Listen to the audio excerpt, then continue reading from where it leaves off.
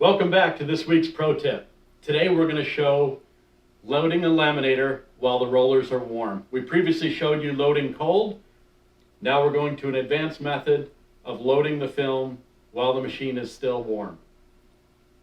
Now, for an experienced user, sometimes it is easier for them to change out the film when it is in a hot state.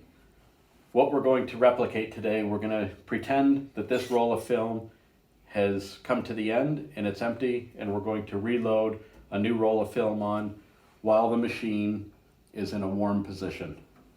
So use caution. If you are uncomfortable with this method, we recommend that you cool the machine down until it is cold and go with the loading method we previously discussed. So I'm going to remove the feed tray. And on the lower portion here, I'm going to release a little bit of the film. I'm going to drop this lower bar down out of the way and then tighten the film back up.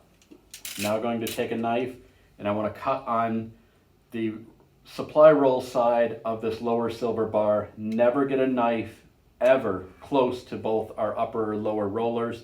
They are very expensive and a costly repair. So now with my knife down here, I'm going to go ahead and make a cut across.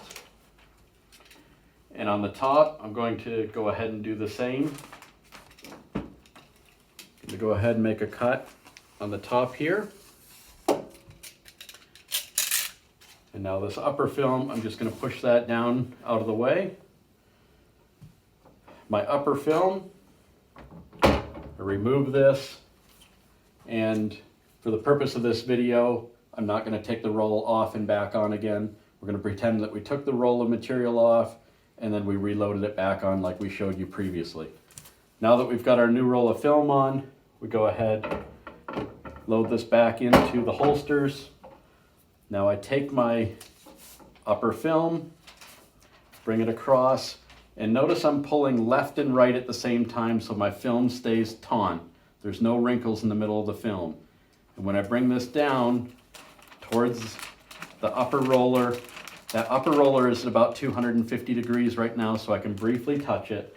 But when I'm bringing this film down, I'm pulling left and right, keeping the film taut, and I go ahead and touch it right to the film that's already loaded in the machine. And you can see that this film fuses right to the film that's already loaded in the machine and webbed through. The advantages of this method are the fact that the film is already webbed through the machine, so it's less film used, and you don't run the risk of a wraparound as you do versus the cold method. So now to load the bottom, here again, I'm going to go ahead and take about 9 inches of film, a lot less than previously, and I'm going to carefully go around this lower bar. And I want to be careful that this new film that I'm bringing, that I do not touch it to this film up here yet until I pull this toward me. And now I'm going to pull this loose film left and right, and I want to bring it in and touch it to that lower film. Go ahead and you can briefly touch this roller, even though it's warm. You can just give it a quick few presses so that that has fused itself to the film that's already webbed in. Now I turn this roll a little bit to give it a little bit of slack, which allows me to bring this lower idler bar up into position. Now I can tighten that roll, lower my feed tray, go ahead and put my feed tray back into position, lock it in place. So now we're going to send this film through, and the overlap point, you're going to notice, is going to look ugly, right where the films have done their overlap here.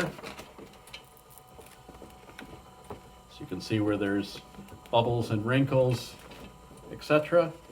And then that film's going to clear out, and you can see I'm back to nice clear film.